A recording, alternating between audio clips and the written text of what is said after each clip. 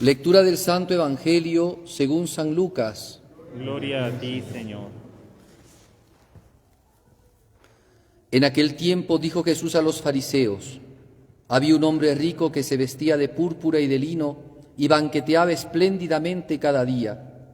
Y un mendigo llamado Lázaro estaba echado junto a la puerta cubierto de llagas y con ganas de saciarse de lo que tiraban de la mesa del rico.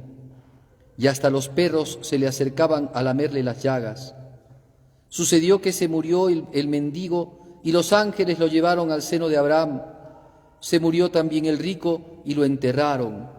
Y estando en el infierno, en medio de los tormentos, levantó los ojos, vio desde lejos a Abraham y a Lázaro junto a él y gritó: Padre Abraham, ten piedad de mí y manda a Lázaro que moje en el agua la punta del dedo y me refresque la lengua, porque me torturan estas llamas. Pero Abraham le contestó: Hijo, recuerda que recibiste tus bienes en vida y Lázaro a su vez males. Por eso encuentra aquí consuelo mientras tú padeces.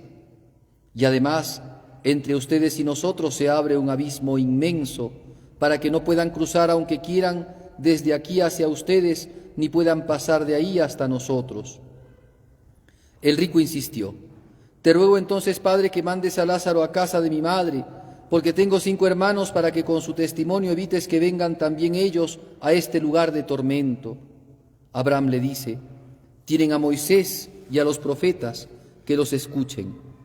El rico contestó: No, Padre Abraham, pero si alguno de los muertos va a verlos, se arrepentirá.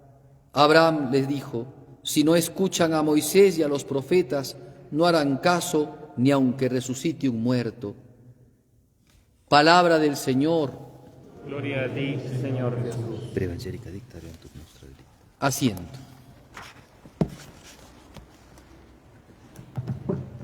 Hoy, la liturgia de este domingo 26 del tiempo ordinario nos muestra esta parábola de Jesucristo que nos habla de cosas bien explícitas. Primero, de la justicia divina, porque nosotros sabemos y tenemos que tener fe en la misericordia de Dios. No he venido a juzgar sino a perdonar, dijo Jesucristo en su primera venida. En su primera venida. No he venido a juzgar sino a condenar. Pero en su segunda venida, Jesucristo mismo lo dice: cuando vuelva el Hijo del Hombre, pondrá a unos a su derecha y a otros a su izquierda. ¿Qué significa eso? Juicio. A los de la izquierda les dirá, de la derecha les dirá: venid benditos de mi Padre, heredad del reino que les tengo prometido. Y a los de la izquierda les dirá: malditos, id al fuego eterno. Creo que más claro no puede ser el Señor, ¿no? Entonces, primera cosa que tenemos que ver de este Evangelio, cuando se habla de un rico al cual no sabemos su nombre, los santos padres, posiblemente Orígenes, sea el que le haya puesto el nombre Epulón, porque Epulón significa el comilón, ¿no? El que, digamos, el burgués, ¿no? El que se da banquetones, ese es el Epulón, ¿no? Pero sí hay nombre del pobre. El pobre sí se llamaba Lázaro. Lázaro significa Dios ayuda, Dios auxilia, viene de Eleazar, Dios auxilia. Y entonces muestra 2 tipos de persona y al final de la vida de estas personas un juicio que genera una sentencia. La sentencia es el seno de Abraham para Lázaro y el infierno para el rico. ¿Se dan cuenta? Entonces, primera cosa que se ve nítidamente en este Evangelio que acabamos de escuchar: el juicio de Dios. Dios es muy misericordioso. Dios no abandona su misericordia. Su misericordia va de generación en generación. Pero eso no quita que Dios sea justo. Porque Dios entrega misericordia al que pide misericordia. Pero al que no quiere misericordia, entrega juicio. Nosotros, por vía de justicia, estábamos condenados. Estábamos en la vía del pecado. Estábamos en el camino del pecado, en la masa, dice Santo Tomás, del pecado. Pero porque Dios ha sido infinitamente bueno con nosotros, por su misericordia nos ha entregado el perdón. Entonces, quien se acoge al perdón, obtiene el perdón.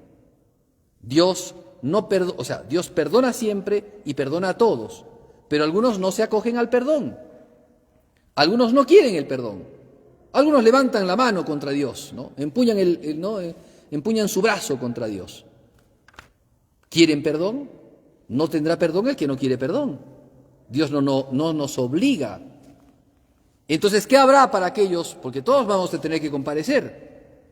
Todos estamos en el momento de la muerte, en el momento del comparecer ante Dios. ¿Qué va a pasar entonces para el que buscó misericordia, con humildad, con sencillez de corazón? Habrá perdón. Pero para aquel que no quiso misericordia, que no le interesó la misericordia, que avasalló, que usurpó los bienes de Dios, que mancilló la obra de Dios, que se burló de la misericordia de Dios, ¿qué cosa habrá? Infierno. Ahí está, es sencillo. Tal vez pueda sonar duro, pero no porque sea duro significa que no sea verdadero. Entonces, primera cosa a tomar en cuenta de esta parábola: infierno, cielo, destinos del hombre, destinos eternos del hombre. Nosotros podemos ser aquellos que hereden el seno de Abraham, la vida eterna, o podríamos ser de aquellos que tengamos el castigo eterno del infierno. Eso depende, por supuesto, es la misericordia de Dios, que está continuamente deseoso de darnos vida eterna, pero depende también de nuestra voluntad, de nuestra libertad, de nuestro querer. Primer punto, entonces. Segundo punto: ¿cuál es la razón por la cual se da infierno para unos y cielo para otros? ¿Es la riqueza? Hay que tener cuidado con esto, porque alguno podría pensar que no, que entonces Dios odia a los ricos y entonces Dios es al estilo del Che Guevara, ¿no? Al estilo de estos hombres del mundo comunista, ¿no? Que quieren arrebatar los bienes de los ricos para, en principio, como Robin Hood, dárselo a los pobres, ¿no? Cuando vemos que históricamente jamás ha sido así. Pero Dios no es así. La riqueza es señal de que Dios odia a una persona. No. Abraham, dicen los textos de la Escritura, Abraham era rico, tenía muchos bienes. Pero esos bienes, ¿para qué los usaba Abraham? No para meterlos bajo tierra, ¿no? Como aquel que recibió el talento y lo mete bajo tierra, sino los utiliza para el bien, para hacer el bien a los demás. Entonces, no se trata de la riqueza. San Agustín tiene una hermosa homilía hablando acerca de esto. ¿Será que entonces hay que juzgar a los ricos y que todos los ricos se van a condenar? No es así. ¿Será también que los pobres, por ser pobres, se van a salvar todos? Tampoco es así.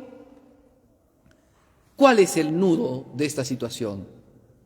El nudo de esta situación consiste en dos tipos de personas, no solamente porque tenía uno bienes y la otra no, sino una persona tenía bienes y se daba espléndidos banquetazos, ¿no? Espléndidamente se banqueteaba todos los días y se vestía de púrpura. Bien. Comer bien, dormir bien y vestirse bien es pecado, tampoco es pecado. Hasta ahí no podemos decir que haya pecado.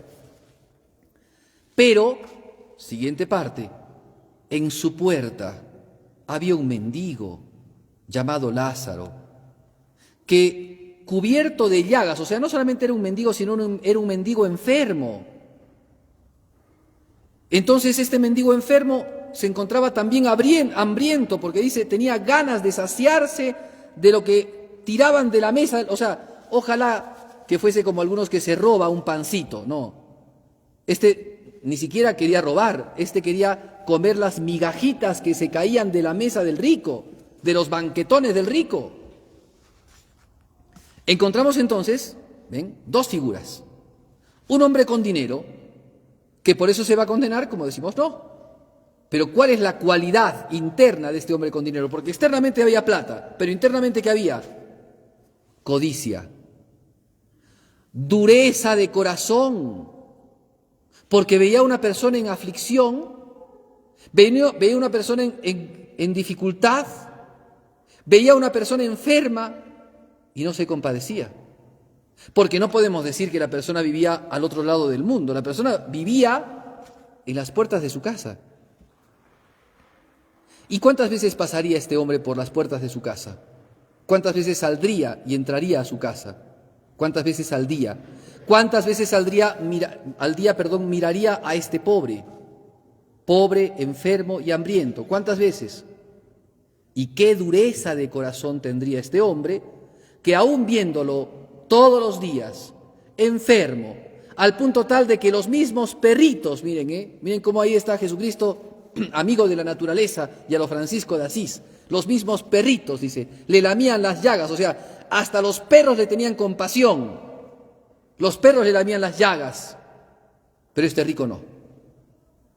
Encontramos entonces a este rico como un hombre desgraciado, no como Laura Bozzo dice que pase el desgraciado, ¿no? Sino desgraciado en el sentido, un hombre realmente venido en desgracia, una desgracia tremendamente mala en su corazón, porque no tenía compasión, porque no tenía, tenía tan duro el corazón, que amasaba dinero, amasaba bienes, ¿pero para qué?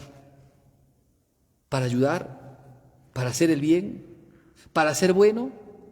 El dinero lo volvía mezquino, el dinero lo volvía huraño, el dinero lo volvió duro de corazón.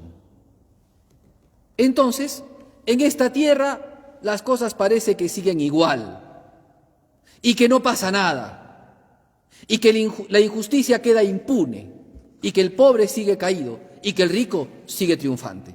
Así es este mundo, así parece ser, así juzgan las personas. ¿Cuántas veces yo he escuchado hablar a personas que dicen, pero si fulano de tal, mira, es un canalla, pero mira cómo vive, se da su trato, se viste muy bien, se banquetea, a ese le va muy bien?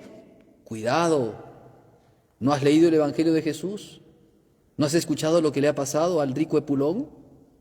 ¿No viste a ese hombre que se banqueteaba todos los días y que con dureza veía a su prójimo y no le hacía caso?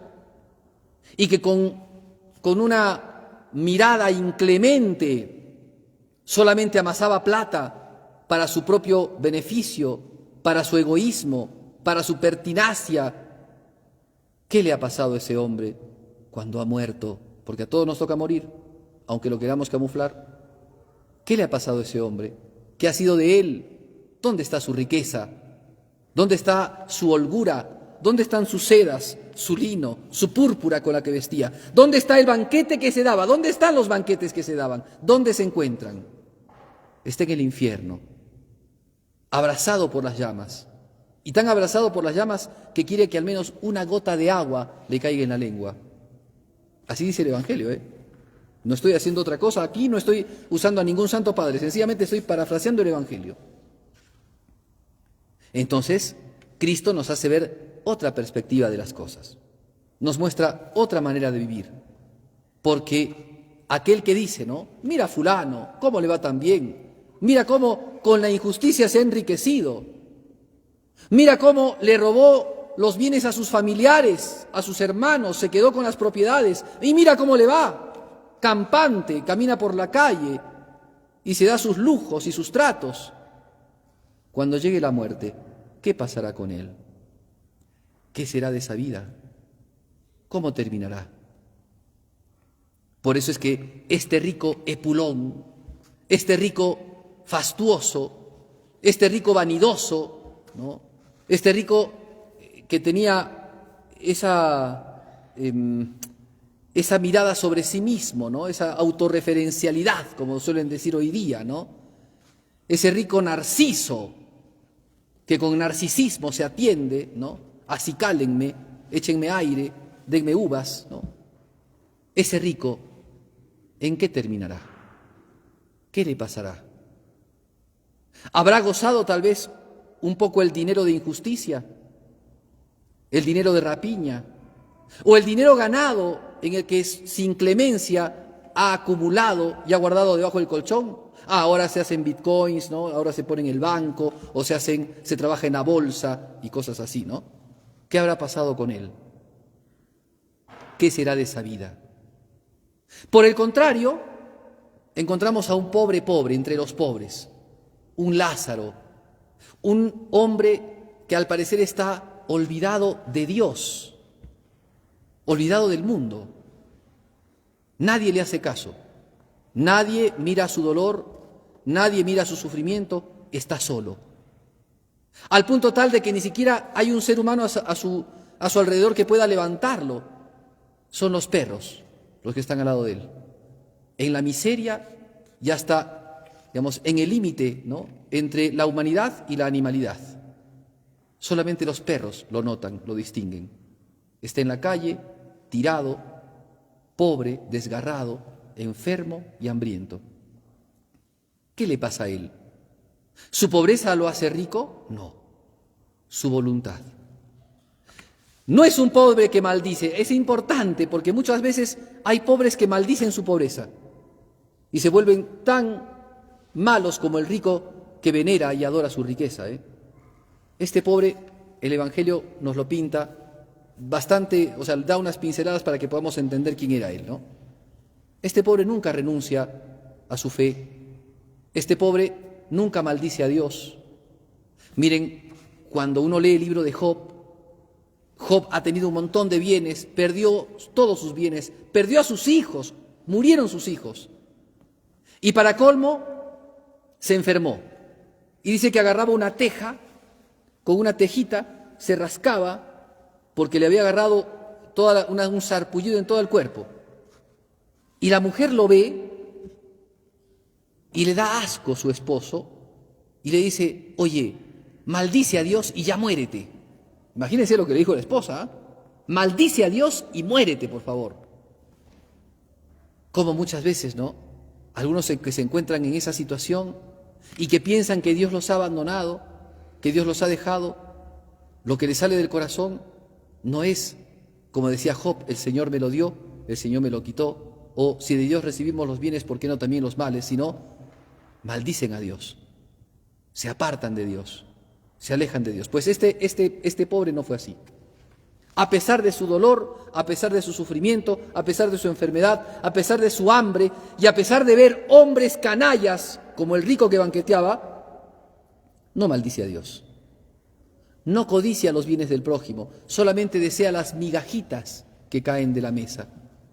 Tiene hambre y el hambre lo lleva a desear esas migajas, pero no obra el mal, no comete pecado, no envidia, no codicia, no maldice, no ofende. A cada uno le toca lo que ha vivido, ¿no? Como dicen esos dichos, ¿no? Cosechas lo que siembras, ¿no? Siembras vientos, cosechas tempestades. Como decía la Santa Madre Teresa de Calcuta, si siembras la paz, vas a cosechar la paz. ¿Qué le pasó a este hombre llamado Lázaro? Murieron, dice, los dos.